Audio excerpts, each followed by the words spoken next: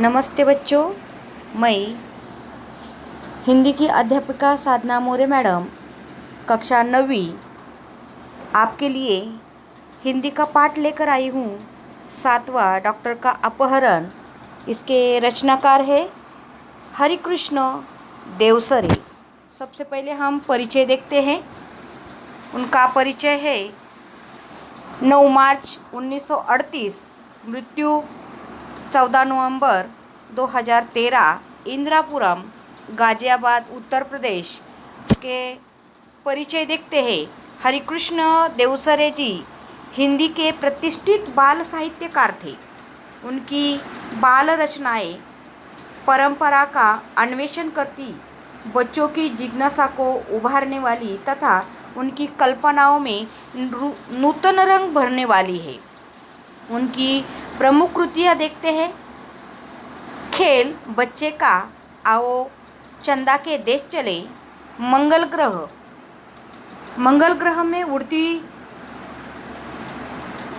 ग्रह में राजू, उड़ती तस्तरिया, गिरना, स्काई ब्लेब का दूसरे ग्रह के गुप्तचर आदि ये वैज्ञानिक कथा यानी उपन्यास है। गद्य संबंधी देखते हैं।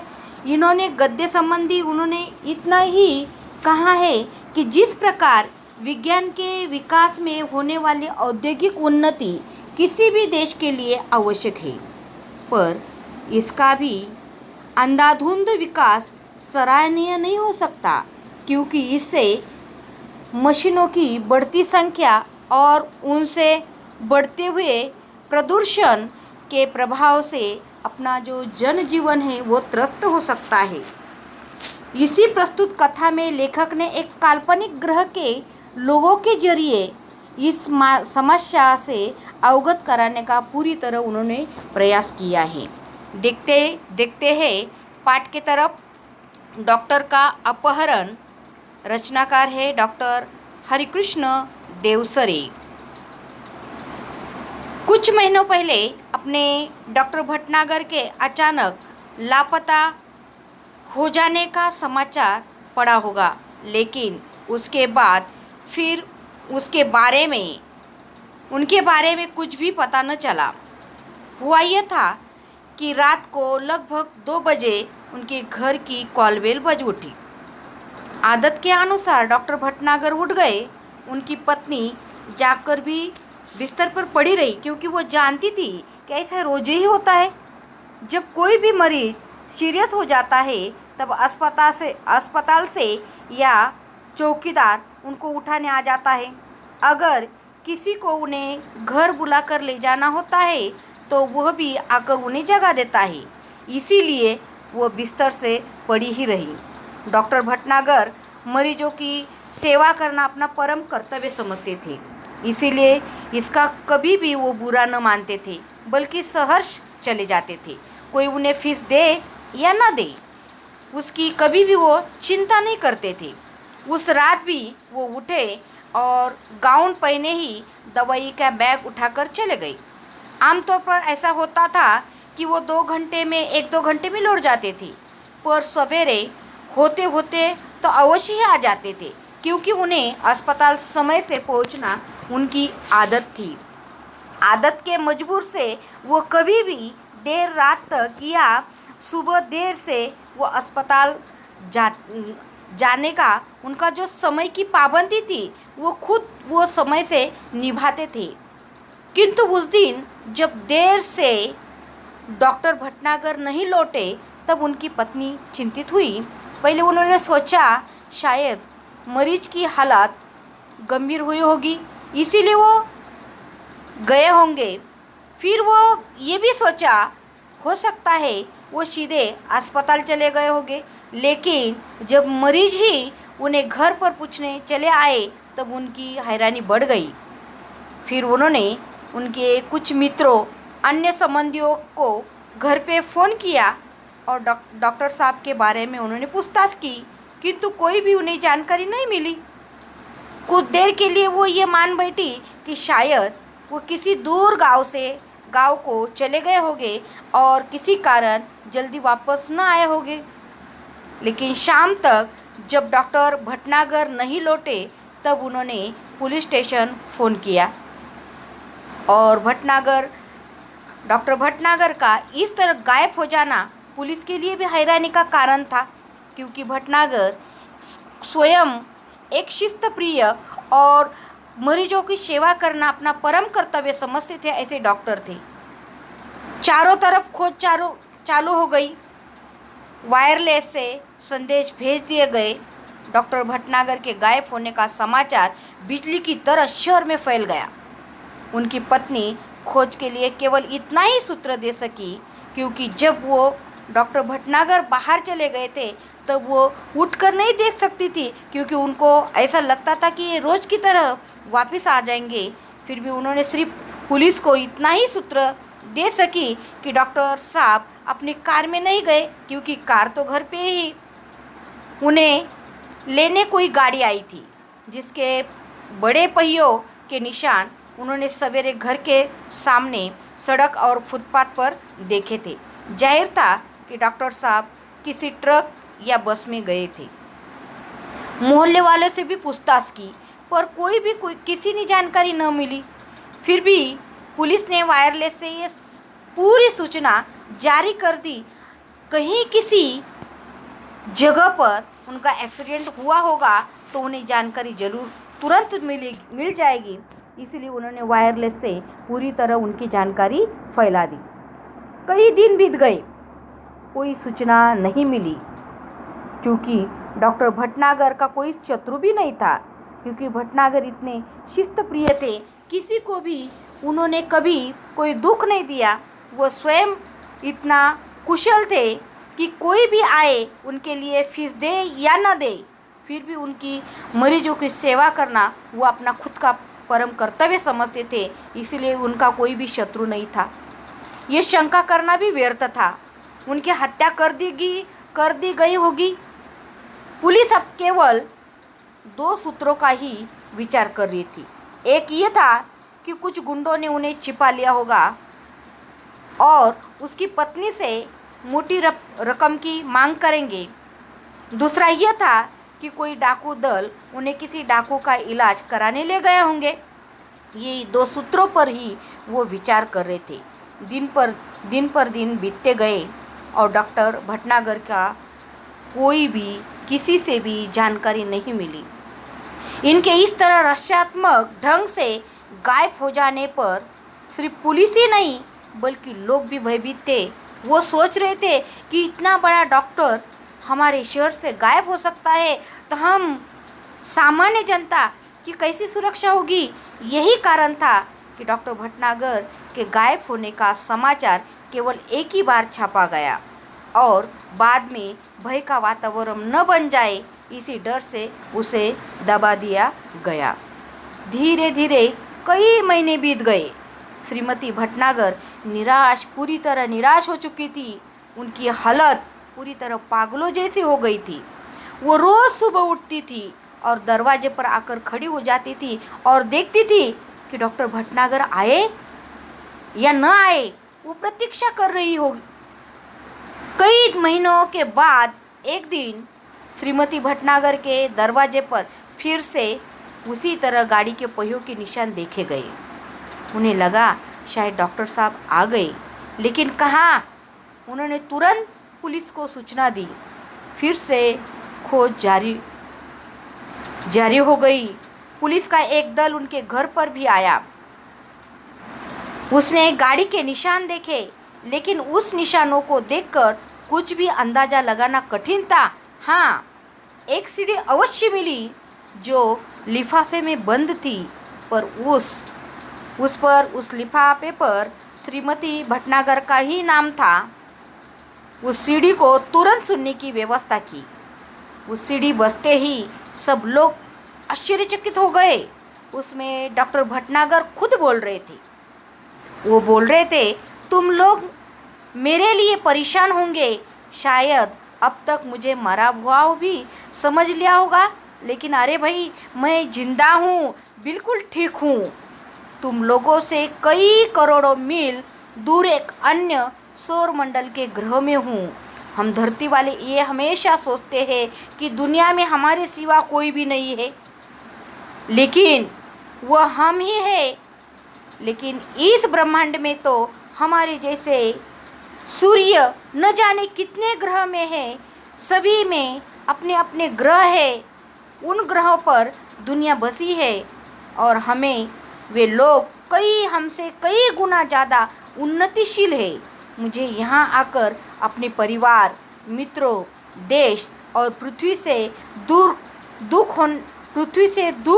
दूर होने का दुख तो बहुत ज़्यादा है, लेकिन इस बात की भी खुशी है कि मेरा जो भ्रम था वो भ्रम पूरी तरह मिट गया कि हम ही है, हमारे सिवा दुनिया में कोई नहीं है। लेकिन यह आने के बाद वह भ्रम अब मिट चुका है। दुनिया में सिर्फ हम नहीं है। मुझे उम्मीद थी कि पृथ्वी के लोग मेरी इस बात से सबक लेंगे। हाँ, तो सबसे पहले सुनो कि वह कहानी कि मैं यहाँ कैसे आ गया। जब अमेरिका में मेरे सम्मान और मेरे ज्ञान के बारे में इस ग्रह के लोगों ने गुप्त रीति से सूचनाएं इकट्ठा की थी, तभी से मेरा वो अपहरण करने की योजना बना रहे थे। उस रात को जब मैं बाहर आया, तब एक आदमी ने मुझे बाहर खड़ी सवारी चलने के लिए इशारा किया। मैं सहज भाव से आगे बढ़ा, ये भी नहीं सोचा था। मुझे लगा जिस प्रकार मैं हमेशा ही जाता हूँ उसी प्रकार, लेकिन उस विचित्र यान को देखकर मैं चौंक पड़ा। और चौंक पड़ने के बाद सबसे पहले मैं कोई विरोध करता या भागने की कोशिश करता कि मुझे 3 लोगों ने मजबूत बाहों से जकड़कर यान के अंदर डाल दिया। यान तेजी से घूमकर सूसू कर की आवाज़ से आसमान में उड़ गया। मैं घबराहट के कारण पूरी तरह बेहोश हो गया और जब मुझे होश आया तो इस तरह यान के इस ग्रह पर पहुंच चुका था। मुझे एक विशेष किस्म का प्लास्टिक का सूट पहनाया गया था ताकि मैं इस ग्रह के वातावरण में अनुकूल रह सकूं। अब चूंकि मुझे यह आए हुए काफ़ी समय हो गया है, मैं यहाँ से भागने की कोशिश भी नहीं कर सकता। कैसे जा सकता? ना यहाँ कोई मुझे जान पहचान वाला है, ना यहाँ कोई मेरा रास्ता, मुझे रास्ते मालूम है। इसीलिए मुझे आप सबके लिए एक संदेश रिकॉर्ड करके भेजने की अनुमति भी उनसे मिली। तब ये रिकॉर्ड करके आपको इस ग्रह के बारे में बता रहा हूँ।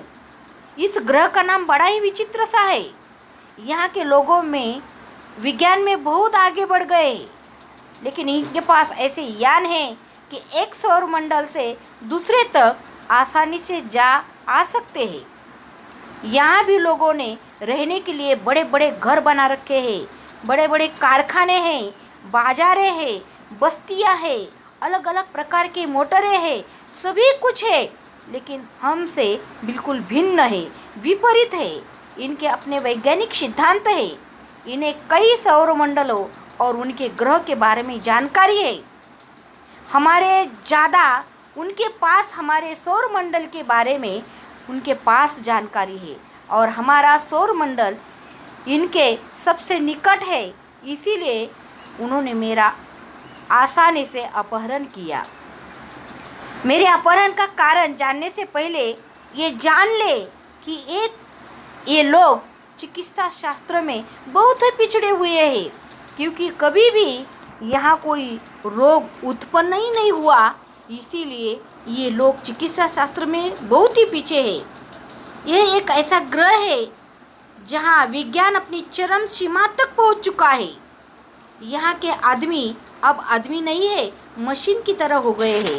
यहाँ का सारा काम मशीनों से किया जा सकता है और मशीनों से ही कर रहे हैं। इसका नतीजा यह हुआ कि धीरे धीरे आदमी का यहाँ महत्व कम होता गया। अब इस तरह पूरे ग्रह में मशीनों ज़्यादा और आदमी कम है। जो लोग हैं वे मशीनों के पूरी तरह गुलाम हो गए हैं। दूसरी ओर यहाँ के लोगों का एक विचित्र सा सड़न रोग उत्पन्न हो गया है और उत्पन्न होने के बाद इसका जो सड़न रोग हो गया है वह शरीर का कोई अंग अचानक थोड़ा थोड़ा सड़ना शुरू हो जाता है और फिर वो आदमी धीरे धीरे मर जाता है। इस रोग का इलाज इन्हें अब तक मालूम नहीं हो सका, इसीलिए इस रोग के कारण वे मशीनें हैं और उन्हें नाकारा बना गया है। यहाँ के वैज्ञानिकों ने मेरे बारे में सुना था। उन्होंने सोचा कि क्या मुझे यहाँ बुलाया जाए और जब तक कोई ऐसी तरकीब सोची जाए कि जैसे सड़ा हुआ अंग काटकर उसके स्थान पर दूसरा अंग लगा दिया जाए। बस इसी कारण मेरा अपहरण हुआ। आज मैं यहाँ बैठकर सोच रहा हूँ कि पृथ्वी पर भी विज्ञान बड़ी तेजी से उन्नति कर रहा है। उद्योगों के विकास से मशीनों की संख्या बढ़ रही है। मशीनों के कारखानों से वातावरण भी इस तरह दूषित भी हो रहा है। अब अगर ऐसा ही जारी रहा और ज़्यादा मात्रा में ऐसा हुआ कि पृथ्वी पर भी ऐसा एक दिन आ सकता है, उसके लिए देर नहीं लगेगी। आज भी हमें विचार करना चाहिए। पृथ्वी पर कैंसर जैसा, दिल के बीमारी जैसा, तनाव के कारण होने वाली बीमारियां, ब्लड शुगर आदि भविष्य का संकेत करती है। इस ग्रह के लोगों इन सभी मुसीबतों से गुजर चुके हैं, लेकिन इन पर उन्होंने कभी ध्यान नहीं दिया कि उनकी स्थिति ऐसी होगी। अगर उन्होंने उनके लिए इस रोग का तुरंत कोई उपाय नहीं किया तो शायद यहाँ से इंसानों का पूरी तरह नामो निशान मिट जाएगा। बस यहाँ होगी ऊंची ऊंची इमारतें, ऊंचे ऊंचे बड़े बड़े कारखाने, चिमनियाँ और दैत्यकार सिर्फ मशीनें। यहाँ से इंसानों का नामो निशान मिट सकता है। आप सोच रहे होंगे जो देश विज्ञान में इतना आगे बढ़ चुका है वह चिकित्सा शास्त्र में इतना पीछे कैसे रह गया। इसका कारण यह है कि यहाँ के निवासियों का जो शरीर है बहुत ही मजबूत था। उनकी जो ऊपरी चमड़ी है वो मोटे प्लास्टिक जैसे पदार्थ की बनी हुई थी। इस पर ना हवा का असर होता है, ना पानी या मिट्टी का कोई असर होता है। हाँ, वो जब भी बच्चे पैदा होते हुए होंगे, जब अवश्य ही उनकी चमड़ी नरम रहती होंगी, लेकिन जब बाद में धीरे धीरे वो चमड़ी सख्त होती जाती है। जब यहाँ की जलवायु का प्रभाव, यहाँ के लोग बीमार ही नहीं पड़े, इसीलिए उन्हें चिकित्सा शास्त्र की कोई भी जानकारी नहीं मिली, कोई भी उनकी ज़रूरत ही नहीं पड़ी। इसीलिए किसी भी चीज़ की जब तक हमें ज़रूरत नहीं पड़ती तो उसके लिए हम कभी सोचेंगे नहीं, सोच सकते। इसी कारण ये लोग चिकित्सा शास्त्र में पीछे रह गए हैं, किंतु अब इन पर ये मुसीबत आ गई है। मैंने सड़न रोग का अध्ययन किया है और इनके शरीर की जो बनावट है हमसे कई गुना अलग है, किंतु समस्या यह है कि पृथ्वी के चिकित्सा सिद्धांतों का यहाँ लागू नहीं किया जा सकता, क्योंकि यहाँ की बनावट, शरीर की बनावट या हमारी शरीर की चमड़ी यहाँ से बिल्कुल अलग है। इसीलिए यहाँ के चिकित्सा सिद्धांतों को यहाँ लागू नहीं किया जा सकता। फिर भी मैं कोशिश कर रहा हूँ इस घातक रोग के इलाज के लिए दवाइयाँ बनाना, अंग प्रत्यारोपण के लिए दवाइयाँ तथा आवश्यक सामान बनवाना। ये काम मेरे अकेले का नहीं। मेरा छुटकारा तभी होगा जब उन्हें इस मुसीबत से मैं बचा सकता हूँ या बचाने का रास्ता बता सकता हूँ। इसीलिए अब ये लोग योजना बना रहे हैं कि मेरी सहायता के लिए पृथ्वी से कुछ और वैज्ञानिकों को और डॉक्टरों को लाया जाए। मैं उनकी इस बात से सहमत नहीं हूँ। मैं चाहता हूँ कि ये लोग स्वयं ही सारी बातें सीख ले और अपना इलाज खुद कर ले, किंतु उसके लिए वे अभी तैयार नहीं है। क्योंकि उसके लिए वो तैयार इसीलिए नहीं है कि ये जो चिकित्सा शास्त्र में बिल्कुल पिछड़े हुए हैं। फिलहाल इतना भी मैं विरोध नहीं कर सकता हूँ। फिलहाल ये कहना भी कठिन है कि मैं कब आ सकूँगा। आप लोग घबराइए नहीं, मुझे यहाँ कोई कष्ट नहीं है। बस मेरे आने तक यही समझे कि मैं इस समय विदेश यात्रा में हूँ। डॉक्टर भटनागर के इस रिकॉर्ड किए गए संदेश को सुनकर सभी चकित रह गए। कितना बड़ा रहस्य उद्घाटन हुआ था आज के लिए और भविष्य के लिए। इसीलिए हमारे सामने उन्होंने एक संकट किस तरह आएगा, किस तरह हमारे जीवन का जो घटनाएं हैं, हम इस प्रस्तुत कथा से देवसरी जी ने जो उद्योग धंधों में अंधाधुंध विकास, मशीनों की बढ़ती संख्या और फैलते प्रदूषण और बढ़ती बीमारियां, जलवायु परिवर्तन और कुप्रभावों को हमें जागरूक करने की कोशिश की है। हमें देर नहीं लगेगी जब हम उसी तरह ये मशीनों की गुलाम बन जाएंगे, और जब हम मशीनों की गुलाम बन जाएंगे तब ये ऐसा ही जिस प्रकार यहाँ के ग्रहों में इंसानों का नामो निशान मिट जाएगा, उसी तरह हमें सतर्क होना चाहिए। हमारे पर्यावरण की तरफ हमें देखना चाहिए। हम जितना भी कोशिश कर सकते हैं उतना कोशिश पर्यावरण को बचाने में जुट जाना चाहिए। भले हाँ, हम कोशिश करेंगे, हम विकास की तरफ बढ़ेंगे, लेकिन साथ साथ हमें पर्यावरण और उस पर्यावरण को रोकने के जो बढ़ते हुए प्रदूषण को रोकने के लिए हम कोशिश कर सकेंगे। हमारे आगे आने वाली पीढ़ियों के लिए आज हम कोशिश करेंगे तो आगे आने वाली पीढ़ी हमें क्या करेंगी, जिंदा रहने का प्रयास करेंगी, मजबूत होने का और विकास करने का। उनका जो हमारा जो संकट है, हमारे ऊपर जो संकट है उनके ऊपर न आए, इसीलिए हमें हमारी पृथ्वी को बचाने के लिए हमें सब एकजुट करना चाहिए, एकजुट होना चाहिए। और इसी तरह डॉक्टर हरे कृष्ण देवसरे जी ने बड़े ही विज्ञान कथा के मार्फत हमें ये सिखाया है कि हमें भले ही विज्ञान की तरफ जा रहे हैं, लेकिन हमारा परम कर्तव्य है, हमें हमारा ग्रह बचाना है, हमारी पृथ्वी को बचाना है। जब हम पृथ्वी को बचाएंगे तब हम खुद जिंदा रह सकते हैं। इसी तरह उन्होंने विज्ञान कथा हमारे सामने प्रस्तुत की है। इसी प्रकार ये विज्ञान कथा यहीं ख़त्म करती हूँ और यहीं समाप्त करती हूँ। धन्यवाद।